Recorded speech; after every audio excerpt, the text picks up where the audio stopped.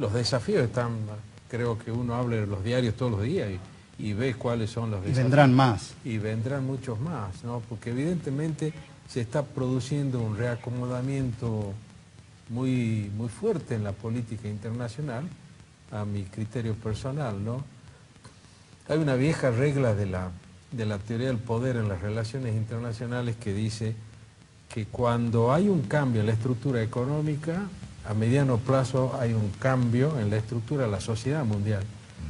Y si nosotros pensamos que el eje político-económico se está volcando hacia el área del Pacífico y con la presencia de India y China como motores en la economía mundial, podríamos decir que estamos frente a un cambio de la estructura económica. O sea que a mediano plazo vamos a ver un cambio en el sistema político mundial, ya sea como un esquema de seguridad internacional tal vez.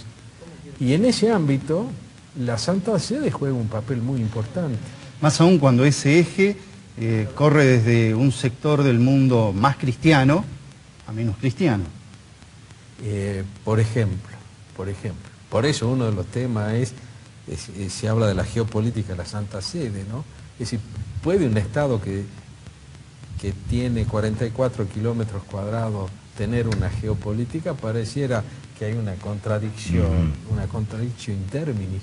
Sin embargo, el Vaticano tiene una geopolítica y mucho tiene que ver con eso. Como sea, haciendo abstracción de la pertenencia a la Iglesia Católica, el hecho es que como actor internacional, la Santa Sede es muy importante y a partir de la asunción al papado de Francisco, lo hemos visto con esta reunión que se hizo en Medio Oriente y con lo de Cuba, que evidentemente la Santa Sede está jugando un papel y ese papel no pasa por otro parámetro que el de la paz mundial. O sea que hoy por hoy es una voz que hay que escuchar mucho. Eso por un lado. Por otro lado, todo el mundo sabe que el Papa Francisco está abocado a reformas internas. Y esas reformas internas están generando preocupación, generando comentarios, muchas resistencias.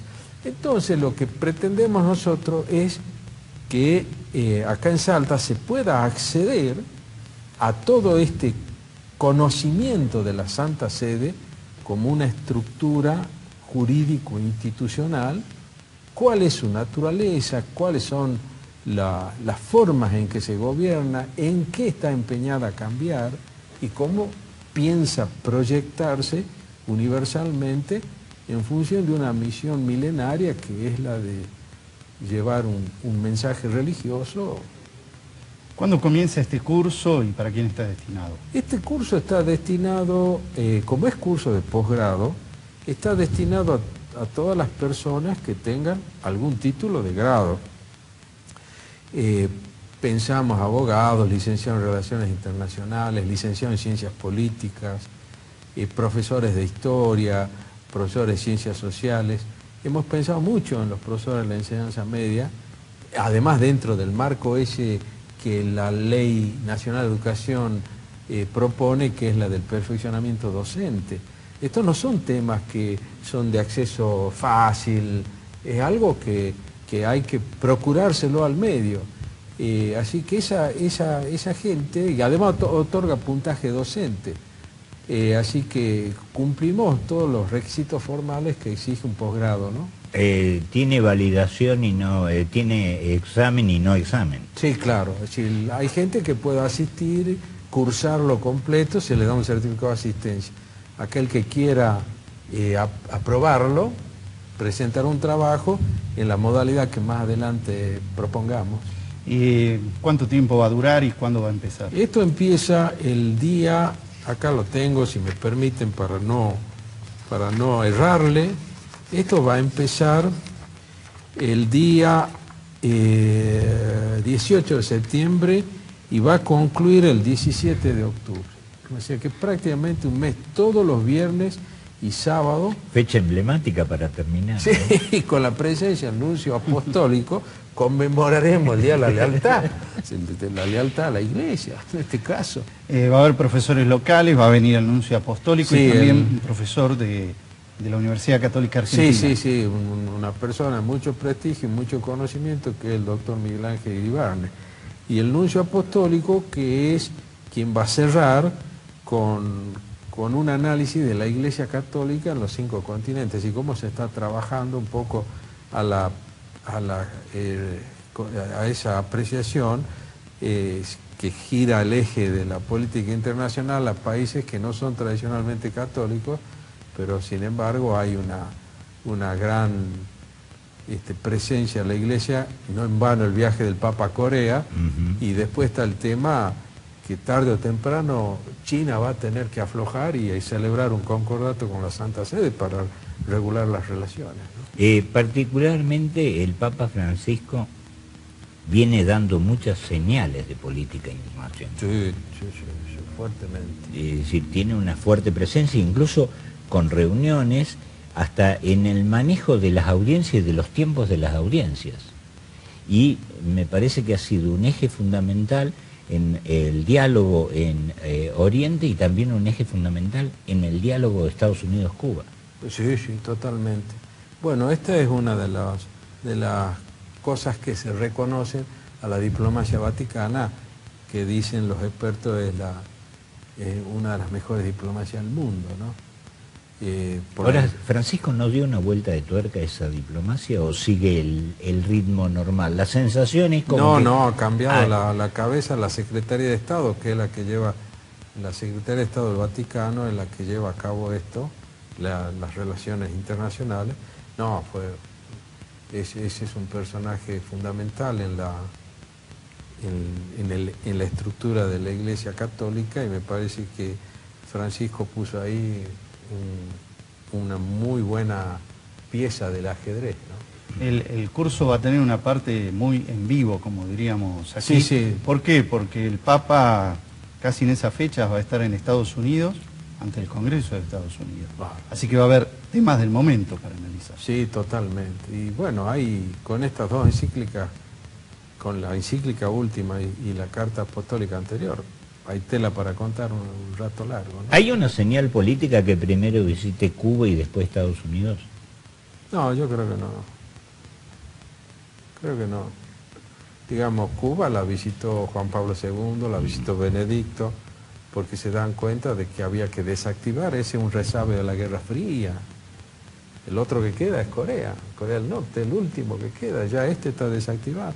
Y no me extrañaría que por esta influencia que va teniendo el Vaticano, empiece a desatarse aquel otro que es el último conflicto. Aparecen otros, ¿no? En función de las características que está planteando el siglo XXI. Pero estos viejos resabios van concluyendo, ¿no? ¿Podemos meternos un ratito en política internacional? Sí, con todo gusto. Recién hacías referencia a lo del cambio de eje, es decir, Sí. que desde hace años que trabajábamos también en el tema de lo que era la integración del NOA con los distintos países de la región, se hablaba del Asia-Pacífico. Hoy ya es una realidad, pero hoy China produjo una crisis en todos los mercados globales. ¿Hay forma de que se pare ese crecimiento de China o hay que seguir mirando al Asia-Pacífico? No, yo creo que se va a seguir mirando hacia la economía china, no obstante este tema del yen, que evidentemente ha causado un impacto muy grande, pero... Del yuan. Perdón, del yuan. Porque el yen es japonés. El yuan. Yo, sin tener la especialidad tuya, creo que lo has analizado también a este tema, la economía china va a seguir siendo un motor independientemente de la eficacia con que se mueva, por dos razones. China tiene el 40% de la deuda pública norteamericana en primer lugar y tiene un mercado interno de 1.500 millones de personas. Tiene un poder demográfico. No, y además ya se está viendo esa actitud que tiene China. China en este momento está en un proceso de rearme naval impresionante.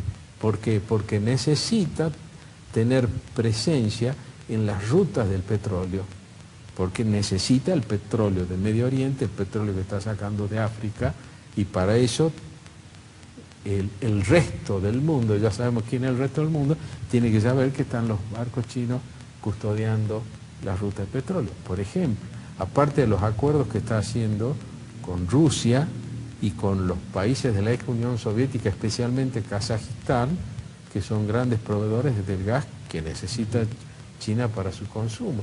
O sea, esto me da la impresión de que es muy difícil que por este problema del yuan China cambie de rumbo. No creo que cambie nada de rumbo. En todo caso van a tener que ser el resto de los países que viven atados a la economía china los que tengan que pensar cómo van a hacer las cosas de acá en más.